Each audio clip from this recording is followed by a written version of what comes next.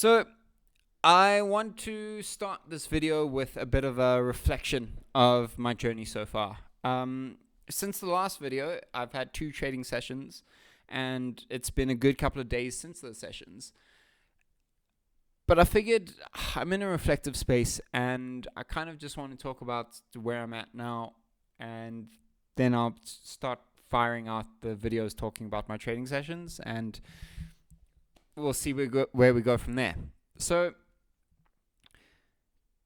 I think, look, I'm optimistic, and that's the whole thing. This entire journey, despite all the setbacks, I'm optimistic just as ever about this career.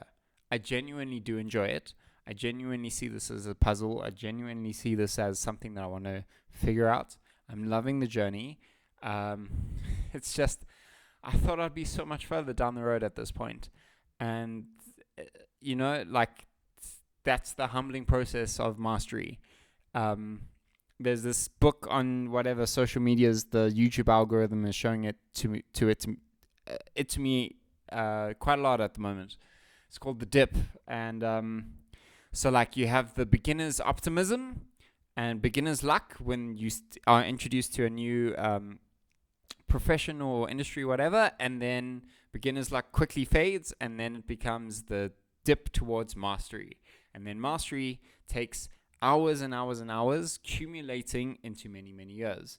So I've been in the dip in this trading game for years, but also not 100% fully committed in previous years. So obviously that extends that year tally further. This and it's amazing. It's like you don't know what you don't know until you are in the trenches doing the stuff, and you get blindsided by stuff that just comes in unexpectedly. Every single time I've entered into the markets, I was confident in my ability. I thought I had everything figured out, and then blindsided. And then that takes me out of it again. And I have to spend a good couple of days, 2 weeks, 2 months, whatever, like figuring it out. And again, I'm grateful for the journey. I'm further than most people, but by virtue of the fact that I'm still on a demo account, it still means that I'm a beginner, So that's just it's been a frustration this year, especially. Like, I've also been, so if I've been,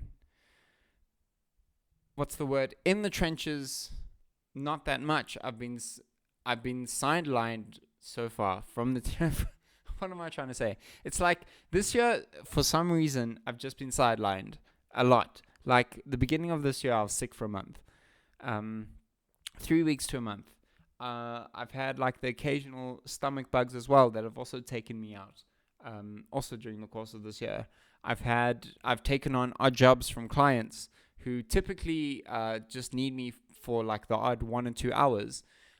Same thing this time around, but with, for some reason, each instance has been a very unique exception, which has led to significantly more hours that go unpaid. And it's just been frustrating because like every single one of these instances mean that like I'm just continuously burdened with peak hour traffic, either in the morning or the evenings. So it's like I have the willingness to put in the hours and get in the screen time that I want, but for some reason the beginning of this year has just been irritating that I'm not getting it because of those reasons.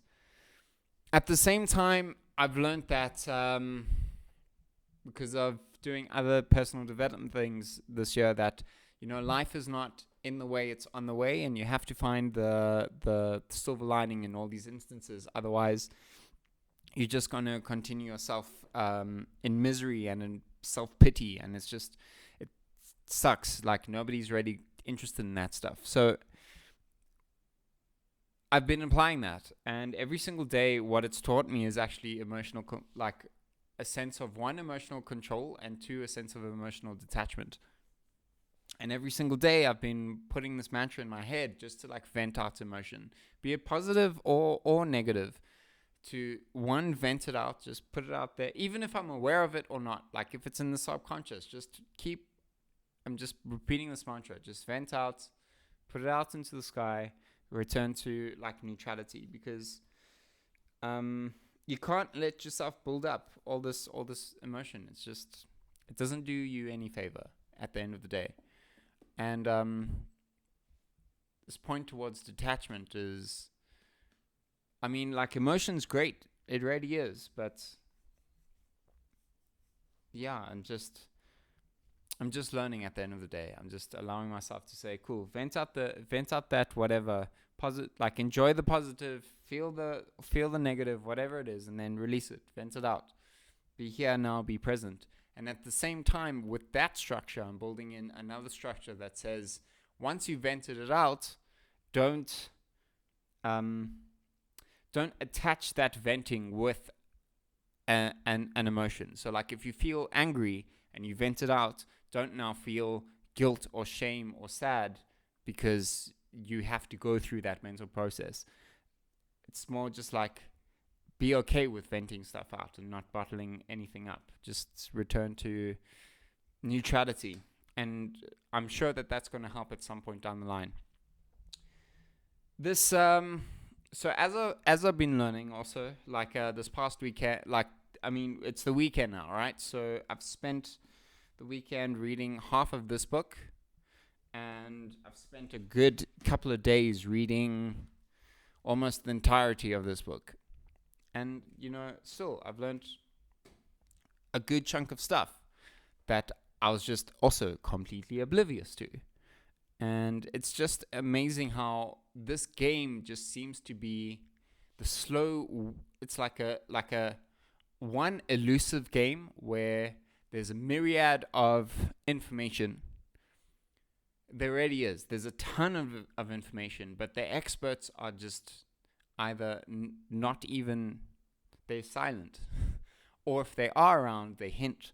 Or if they are around, it's like you need to really actively seek them out and really understand the industry and really understand what they're saying and see if it even applies to you.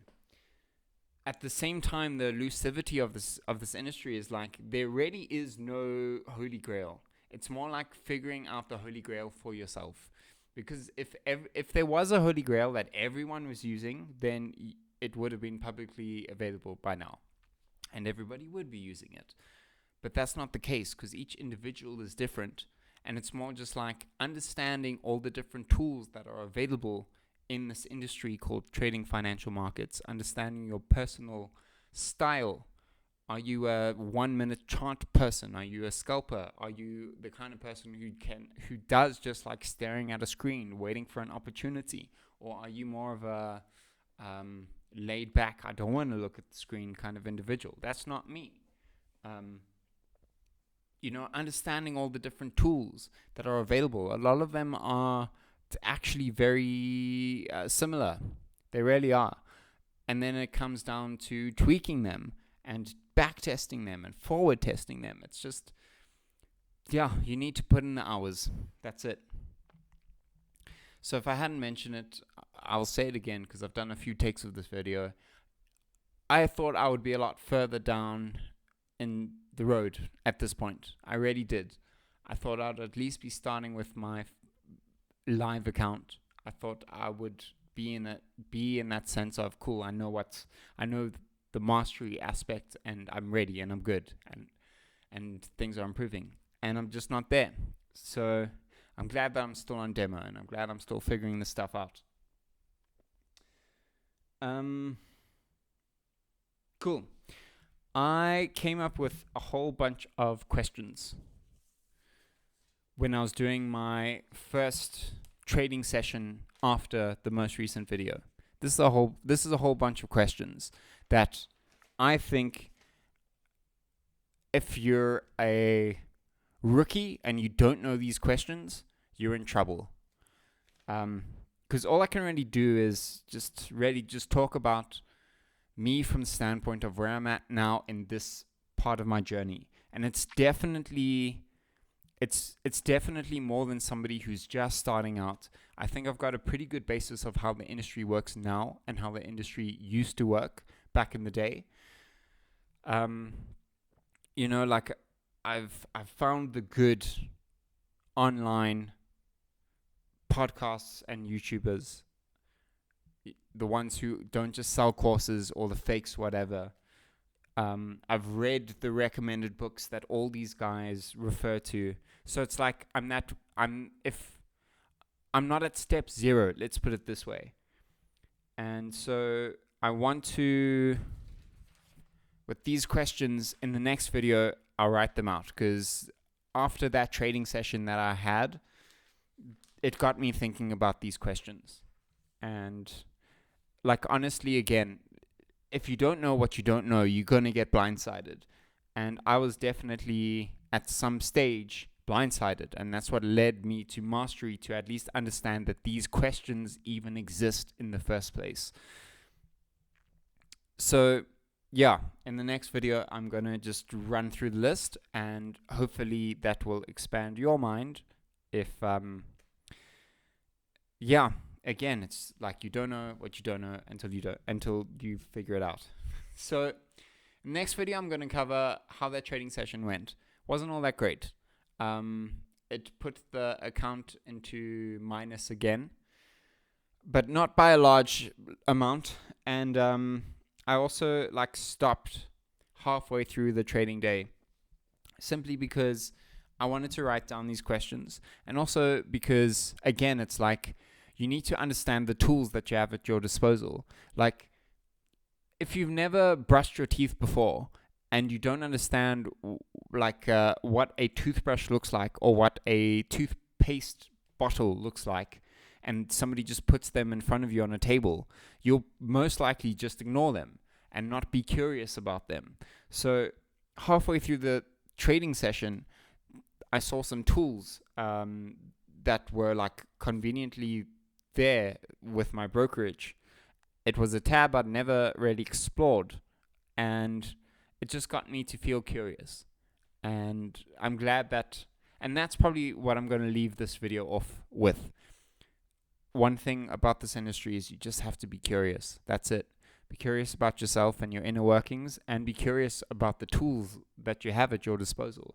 Like, each brokerage has different indicators or draw tools or stuff like that. But do you even understand how to use your brokerage tool properly? It takes time to learn all these things and to test and to tweak. But that's the thing. It's the subtleties of mastery. And that's what I want. Because I've spoken to a couple of people. I mean, not a couple. I've spoken to 2 people. I probably even mentioned this in a previous video. And they were also like, yeah, I trade and stuff. Not 2. It was 3, now I think of it.